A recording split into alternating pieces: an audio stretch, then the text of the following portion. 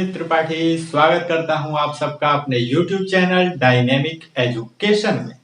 पिछले लेक्चर में हमने कंप्लीट किया था सेकंड किंगडम प्रोटिस्टा के बारे में। आज हम शुरू करने वाले हैं 5 kingdom classification system given by R H. Whittaker के थर्ड किंगडम किंगडम फंजाई के बारे में, जिसको माइकोटा के नाम से भी जाना जाता है। ठीक, तो अगर 11th-12th के बच्चे इस वीडियो को देख पा रहे हो तो दोस्तों के साथ जरूर शेयर करें और कमेंट बॉक्स में अपना सुझाव और अपनी क्वेरीज जो भी हो जरूर पूछें। ठीक, तो बात करते हैं किंगडम फंजाई की। तो इसमें आज हम बहुत ही डिटेल में डिस्कस करेंगे, एक एक चीज के बारे में पढ़ेंगे, एनसीईआरटी से शुरुआत करेंगे और बाकी जो अदर मतलब कॉम्पिटिटिव एग्जाम्स में पूछे जाते हैं उनसे रिलेटेड भी सारे क्वेश्चन डील करेंगे और इस चैप्टर को कंप्लीट करेंगे। ठीक, तो बात करते हैं किंगडम फंजाई। तो जो study of fungi is known as mycology, important है, बहुत सारे एग्जाम्स में पूछ लिए जाते हैं, तो इसको हमेशा के लिए याद रखना है। तो आप एफएम से रिलेट कर सकते हैं, एफ से फंजाई और एम से माइकोलॉजी। ठीक, तो इस तरह से आपको हमेशा के लिए ये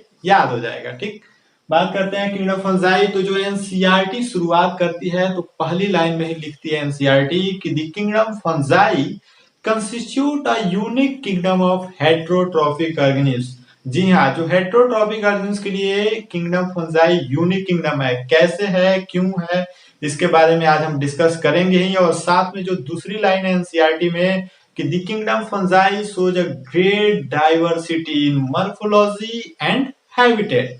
मॉर्फोलॉजी और हैबिटेट में कैसे ग्रेट डाइवर्सिटी शो करती है किंगडम फंजाई, इसके बारे में भी आज हम डिटेल में डिस्कशन करेंगे। ठीक, तो सब शुरुआत करते हैं हम हैबिटेट से। तो हैबिटेट जो किंगडम फंजाई का है कॉस्मोपॉलिटन, एनसीईआरटी में दी हुई है। तो कॉस्मोपॉलिटन का मतलब होता है सर्वव्यापी, means they are found everywhere, they are found in air, water, soil, land, everything, every place they are found. यानी कि हम उस जगह के बारे में सोच भी नहीं सकते जहां पे किंगडम फंजाई पाई जाती है। बात करें ब्रेड की, तो ब्रेड में ब्रेड मोल्ड के फॉर्म में पाया जाता है, फ्रूट में पाया जाता है, फ्रूट रॉड के फॉर्म में। बरसात का समय है, आप देख रहे होंगे अपने आसपास जो मशरूम होता है उस फॉर्म में पाया जाता है, टोडेस्टोल हो गया। और इवन हमारे शरीर में इन एनिमल्स रिंगवॉर्म के फॉर्म में हो गया, हेयर में डैंड्रफ के फॉर्म में। इस तरह से जो हैबिटेट है बहुत ही डाइवर्स है, एनसीईआरटी में लिखी भी हुई है। और दूसरा बात करते हैं फॉर्म की, तो ये मल्टीसेलुलर होते हैं, यूकैरियोटिक होते हैं। Multicellular eukaryotic means they have a true nucleus. ठीक, यूकैरियोटिक होते हैं तो इनमें ट्रू न्यूक्लियस पाया ही जाएगा। फिलामेंटस होते हैं। और मॉर्फोलॉजी की बात करें तो इनमें पाया जाता है हाइफी, ये होता है long slender thread like structure, बहुत इंपॉर्टेंट है। हाइफी बनाती है नेटवर्क जिसको बोला जाता है mycelium. This hyphae forms network like structure known as mycelium and mycelium further forms thallus. Fungi के बारे में ये मॉर्फोलॉजी से रिलेटेड हो गए सारे इंफॉर्मेशन। बात करते हैं सेल वॉल की, बहुत इंपॉर्टेंट है, एंट्रेंस एग्जाम्स में क्वेश्चन आते हैं फंजाई से, जैसे बीएचयू हो गया, बीएससी बायो में, बीएससी एजी में, सीयूसीएटी हो गया। तो इन सब में जो क्वेश्चन आते हैं सेल वॉल का कंपोजिशन पूछ देगा किंगडम फंजाई का, क्योंकि सेल वॉल का जो कंपोजिशन होता है ये यूनिक है। काइटिन जो पाई जाती है किंगडम फंजाई के सेल वॉल में ही पाई जाती है, बाकी किसी किंगडम और डिवीजन में नहीं पाया जाता है। ठीक, तो काइटिन और पॉलीसैकेराइड्स पाए जाते हैं इसके सेल वॉल में। बेसिकली आपको याद रखना है काइटिन। ठीक, बात करते हैं हाइफी की, टाइप्स ऑफ हाइफी इसलिए इंपॉर्टेंट है, एनसीईआरटी में दी हुई है, लाइन बस दे दी हुई है, ए सेप्टेट हो गया, सेप्टेट हो गया। तो ये इसलिए इंपॉर्टेंट है कि जब हम आगे पढ़ेंगे डिवीजन किंगडम फंजाई में तो वहां हम जानेंगे कि ये कैसे डिवीजन हुए। तो वहां पे हर जगह ए सेप्टेट, सिनोसिटिक, सेप्टेट, इन सब के बारे में डिस्कस किया जाएगा, तो इसको हम लोग पहले ही जान लेते हैं। ठीक, तो बात करते हैं टाइप्स ऑफ हाइफी की। तो ये ट्यूब आप देख रहे होंगे, दोनों ट्यूब एक जगह न्यूक्लियस भरा पड़ा है और यहाँ पे न्यूक्लियस भरा पड़ा है, लेकिन यहाँ पे ये जो लाइन है, तो यहाँ पे लाइन है तो ये क्या है, न्यूक्लियस है लेकिन सेल वॉल के अंदर है, यानी कि यहाँ पे सेप्टा लगा दिया गया है, क्रॉस वॉल सेप्टा, यही जाके ब्रांच भी फॉर्म करता है। तो ये हो गया आपका सेप्टेट हाइफी।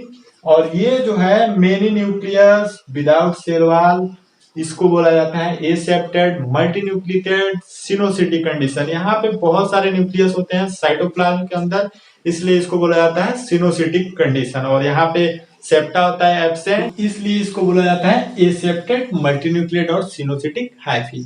और सेप्टेट हाइफी में हमने जाना था कि यहाँ पे सेप्टा पाया जाएगा जो आगे चल के ब्रांच बनाएगा। तो इस तरह से जो सेप्टेट और एसेप्टेट हाइफी थे ये आगे चल के बहुत हेल्प करेंगे जब हम पढ़ेंगे किंगडम फंजाई में फर्दर डिविजन्स को। ठीक, तो बात करते हैं अब हम मोड ऑफ न्यूट्रिशन की। बहुत इंपॉर्टेंट है क्योंकि एनसीईआरटी में शुरू में ही मेंशन किया गया है कि यूनिक किंगडम है हेटेरोट्रॉपिक ऑर्गेनिज्म के लिए, यानी कि इसमें अबंडेंट होता है हेटेरोट्रॉपिक मोड ऑफ न्यूट्रिशन।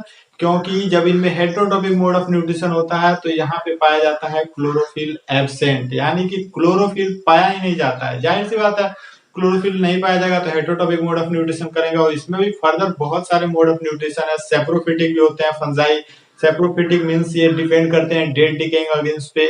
और सबसे इंपॉर्टेंट है इसमें पाया जाता है एब्जॉर्प्टिव मोड ऑफ न्यूट्रिशन, बहुत इंपॉर्टेंट है। पैरासिटिक मोड ऑफ न्यूट्रिशन भी पाया जाता है, पैरासाइट के फॉर्म में भी पाए जाते हैं फंजाई। और जो सबसे इंपॉर्टेंट है सिम्बायोटिक मोड ऑफ न्यूट्रिशन, ये दो फॉर्म में शो करते हैं, एक लाइकेन और दूसरा माइकोराइजा। लाइकेन में बेसिकली क्या करते हैं फंजाई एल्गी के साथ एसोसिएशन करते हैं, इसको हम इसी चैप्टर में बहुत डिटेल में पढ़ेंगे आखिर में जब हम वायरस वायराइड्स और लाइकेंस को डिस्कस करेंगे। ठीक, उसी में हम माइकोराइजा के बारे में पढ़ेंगे। माइकोराइजा में बेसिकली होता क्या है कि fungi roots of higher plants के साथ एसोसिएशन करते हैं। तो ये हुआ मोड ऑफ न्यूट्रिशन से रिलेटेड सारे इंफॉर्मेशन। तो अभी तक हमने डिस्कस किया habitat, form, morphology, mode of nutrition, cell wall कैसा होता है, क्या कंपोजिशन है, इन सब के बारे में डिस्कस किया। अब हम बात करेंगे स्टोर्ड फूड की। तो जो स्टोर्ड फूड होता है फंजाई में वो ग्लाइकोजन और ऑयल के फॉर्म में होता है। अब बात करेंगे यूजेस की, तो फंजाई की डाइवर्सिटी इतना ज्यादा है, इतनी हैबिटेट की डाइवर्सिटी है, तो यूजेस भी तो होंगी फंजाई किंगडम की। ठीक, तो यूजेस की बात करें तो ब्रेड, वाइन, बियर। तो ये जो ब्रेड, वाइन, बियर होता है ईस्ट से बनता है। ईस्ट अपने आप में बहुत इंपॉर्टेंट है क्योंकि ये मात्र ऐसा किंगडम फंजाई में पाया जाने वाला ऑर्गेनिज्म है जो कि यूनिसेलुलर है। तो इसको याद रखना बहुत जरूरी है क्योंकि बहुत सारे एग्जाम में पूछ दिया जाता है। ये एक्सेप्शन है क्योंकि फंजाई किंगडम में सब के सब तो मल्टीसेलुलर यूकैरियोटिक हैं और ये एकमात्र ऐसा है जो कि यूनिसेलुलर है ईस्ट, जिसका यूज किया जाता है ब्रेड, वाइन, बियर ये सब बनाने में। ठीक, एंटीबायोटिक्स पेनिसिलिन हो गया। ठीक, तो फंजाई के ये सब यूजेज हो गए। बाकी जैसे हार्मफुलनेस भी है, जैसे हो गया कि पक्सिनिया जो डिजीज होती है, फ्रूट रॉट डिजीज होता है, ब्रेड में ब्रेड मॉल्ड होता है, ये सब ने हमने शुरुआत में डिस्कस कर ही लिया था। ठीक, अब हम बात करेंगे सबसे important method of reproduction in kingdom fungi. ये बहुत इंपॉर्टेंट है क्योंकि यहीं से शुरुआत होती है, यही वजह बन जाती है किंगडम फंजाई में फर्दर डिविजन्स की। तो इसलिए इसको बहुत अच्छे से समझना बहुत ज्यादा जरूरी है। ठीक, बात करते हैं किंगडम फंजाई में रिप्रोडक्शन मेथड की। तो तीन तरीके से होता है, वेजिटेटिव, एसेक्सुअल एंड सेक्सुअल। ठीक, तो वेजिटेटिव रिप्रोडक्शन की बात करें तो फ्रेगमेंटेशन, फिजन और बर्डिंग। बर्डिंग ईस्ट में होता है। ठीक, तो इसमें तीन टाइप के हो गए, फ्रेगमेंटेशन, फिजन, बर्डिंग। लेकिन इसमें भी कोई आपसे पूछे तीनों ऑप्शन में आ जाए तो आप टिक करें हमेशा फ्रेगमेंटेशन को, क्योंकि जनरली फंजाई में जो वेजिटेटिव रिप्रोडक्शन होता है वो होता है फ्रेगमेंटेशन से। तो मोस्ट कॉमनली जो होता है वो है फ्रेगमेंटेशन। ठीक, तो ये इंपॉर्टेंट है वेजिटेटिव रिप्रोडक्शन में। बात करें एसेक्सुअल रिप्रोडक्शन की तो यहाँ देखिए समझने वाली चीजें बहुत हैं। ठीक, क्योंकि यहाँ पे बनता है स्पोरेंजियोस्पोर, इसमें होते हैं स्पोर। ठीक है, अब यहाँ पे डिपेंड करता है स्पोर पे कि वो किस तरह से करेगा रिप्रोडक्शन। ठीक, अब स्पोरेंजियोस्पोर अगर होगा मोटाइल, मोटाइल मीन्स यानी कि यहाँ पे फ्लैजिला प्रेजेंट होगा। ठीक, तो फ्लैजिला होगा प्रेजेंट तो ये होगा मोटाइल, तो मोटाइल होगा तो ये करेगा जूस्पोर मेथड से रिप्रोडक्शन। ठीक, और इसमें फ्लैजिला होगा एब्सेंट तो ये क्या होगा, नॉन मोटाइल होगा। जब नॉन मोटाइल होगा तो इसमें मोटिलिटी नहीं होगी तो ये करेगा रिप्रोडक्शन ए प्लेनोस्पोर मेथड से। तो इस तरह से हमने पढ़ा वेजिटेटिव एसेक्सुअल मेथड रिप्रोडक्शन कैसे होते हैं। अब हम बात करेंगे सबसे important topic, sexual method of reproduction in kingdom fungi.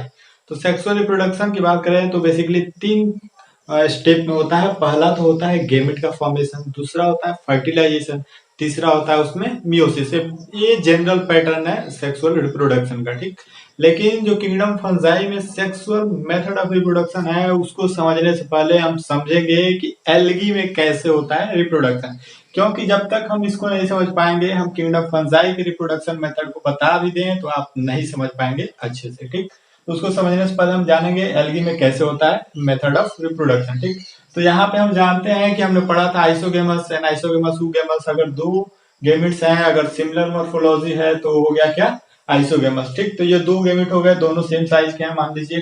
ठीक, तो इनमें हुआ फर्टिलाइजेशन, तो ये क्या होगा, न्यूक्लियस और साइटोप्लाज्म एक साथ फ्यूज हो गए, फर्टिलाइज हो गया। ठीक, अब ठीक, तो इसको समझना है तो देखिए ऐसे कि ये हो गया अपना साइटोप्लाज्म, ये हो गया न्यूक्लियस, साइटोप्लाज्म दूसरे गेमेट का और ये दूसरे गेमेट का न्यूक्लियस। ठीक, अब इनमें हो गया फर्टिलाइजेशन, तो इसमें जब फर्टिलाइजेशन होगा तो न्यूक्लियस और साइटोप्लाज्म दोनों साथ ही होंगे फ्यूज, और इसी प्रोसेस को कहा जाता है सिंगेमी, यानी कि fusion of cytoplasm and nucleus together is known as syngamy. ठीक, और जो सिंगेमी होता है बहुत इंपॉर्टेंट है, और इसी का जो प्रोडक्ट होता है वो होता है जाइगोट। जबकि हमने शुरू में भी पढ़ा था जाइगोट की प्लाइडी होती है 2n, तब प्लाइडी इसकी डिप्लॉयड है तो इसमें होगा क्या, मियोसिस। जब मियोसिस होगा तो इसमें स्पोर बनेगा। तो इस तरह से जो एल्गी में रिप्रोडक्शन हुआ इसको हमने समझा। अब हम बात करेंगे किंगडम फंजाई में कैसे होता है रिप्रोडक्शन, सेक्सुअल रिप्रोडक्शन। ठीक, इसमें बात करते हैं तो इसमें सबसे पहले आएंगे दो गेमेट्स, तो दोनों गेमेट्स के अंदर क्या है, न्यूक्लियस। ठीक, तो यहाँ पे जो दो गेमेट्स आएंगे इनमें होगा फर्टिलाइजेशन, जैसे हमने शुरुआत में पढ़ा था, gamete formation, fertilisation and meiosis general steps हैं सेक्सुअल रिप्रोडक्शन के। ठीक, तो यहाँ पे फर्टिलाइजेशन होने के बाद यहाँ पे जो गेमिट के दोनों के न्यूक्लियस होंगे दोनों अलग अलग होंगे, यहाँ पे बस अभी साइटोप्लाज्म फ्यूज करता है, तो जो फर्स्ट स्टेप होता है उसको हम लोग प्लाज्मोगेमी के नाम से जानते हैं। और यहाँ पे आप देख पा रहे होंगे दोनों के दोनों न्यूक्लियस अलग अलग हैं, और इसी फेज को बोला जाता है dikaryon phase. Di means two and karyon means nucleus, दोनों न्यूक्लियस अलग अलग हैं। ठीक, अब जब डाई कैरियोन फेज आती है तो यहाँ पे बनती है फ्रूटिंग बॉडीज, जो कि बहुत इंपॉर्टेंट रोल प्ले करता है फर्दर डिविजन्स में। ठीक, तो ये फ्रूटिंग बॉडीज बन गई, डाइकैरियोन फेज आ गया, दोनों न्यूक्लियस अलग अलग हैं, तो भाई न्यूक्लियस का भी तो होना चाहिए ना फ्यूजन। तो प्लाज्मोगेमी के बाद डाइकैरियोन फेज बनने के बाद, फ्रूटिंग बॉडीज बनने के बाद, उसके बाद होता है कैरियोगेमी। कैरियोगेमी में जो आप ये दोनों न्यूक्लियस देख रहे होंगे अलग अलग, यहाँ पे कैरियोगेमी में दोनों न्यूक्लियस हो जाते हैं फ्यूज। ठीक, तो कैरियोगेमी भी हो गई, प्लाज्मोगेमी भी हो गई। तो सबसे पहले हुआ प्लाज्मोगेमी, साइटोप्लाज्म हुए फ्यूज, उस समय दोनों के दोनों न्यूक्लियस अलग अलग थे, तो उसी फेज को बोला गया डाइकैरियोन फेज। डाइकैरियोन फेज के ऊपर बन गया क्या, फ्रूटिंग बॉडीज। ठीक, अब फ्रूटिंग बॉडीज बनने के बाद उसके बाद हुआ क्या, कैरियोगेमी, यानी कि न्यूक्लियस दोनों फ्यूज हुए। ठीक, अब फ्रूटिंग बॉडीज बन गई, कैरियोगेमी हो गया, तो इसके बाद ये जो फ्रूटिंग बॉडीज बनी हुई थी पहले से उसमें हो जाता है मियोसिस। ठीक, अब फ्रूटिंग बॉडीज में मियोसिस हो रहा है, यानी कि आप समझ पा रहे होंगे इसकी प्लॉइडी क्या होगी, डिप्लॉइड में तो मियोसिस होता है। ठीक, तो ये हो गया स्पोर फॉर्मेशन। ठीक, अब स्पोर फॉर्मेशन हो गया, और ये जो फ्रूटिंग बॉडीज बनी, अब हमने एल्गी में क्या पढ़ा था, यहाँ भी स्पोर फॉर्मेशन हुए थे, लेकिन यहाँ पे तो कोई फ्रूटिंग बॉडीज नहीं ना बनी थी। और यहाँ पे जो स्पोर फॉर्मेशन हुआ था ये क्या, सब तो आइडेंटिकल होंगे भाई, जब हम आइसोगेमस की बात ही कर रहे हैं, तो इसमें ना फ्रूटिंग बॉडीज बनी और स्पोर फॉर्मेशन भी हुआ, तो सब आइडेंटिकल। ठीक, तो यहाँ पे यूनिकनेस इस तरह से आई कि जब ये फ्रूटिंग बॉडीज बन गई, ठीक, अब ये फ्रूटिंग बॉडीज बनने के बाद जिस टाइप का होगा फ्रूटिंग बॉडीज उसी टाइप का होगा इसमें। ठीक, तो जब फ्रूटिंग बॉडीज अगर एस्कस लाइक होगी तो एस्को काप होगा, अगर बेसिडियम लाइक होगी बेसिडियो लाइक होगी तो बेसिडियो काप्स होगा। ठीक, तो इस तरह से फर्दर डिविजन्स होंगे किंगडम फंजाई में, जिसको हम अगले लेक्चर में कवर करेंगे। तो इस तरह से आज हमने डिस्कस किया किंगडम फंजाई से रिलेटेड सारे इंट्रोडक्टरी पार्ट, उसका हैबिटेट क्या है, उसका मॉर्फोलॉजी क्या है, किस फॉर्म में पाए जाते हैं फंजाई, मोड ऑफ न्यूट्रिशन कौन कौन से हैं, मेथड ऑफ रिप्रोडक्शन बहुत इंपॉर्टेंट था, इसको भी हमने बहुत ही अच्छे से सिंप्लीफाइड वे में डिस्कस किया। तो कैसा लगा आज का लेक्चर जरूर बताएं, और आप नए हैं तो सब्सक्राइब करें और लाइक शेयर और सब्सक्राइब करते रहिए। धन्यवाद।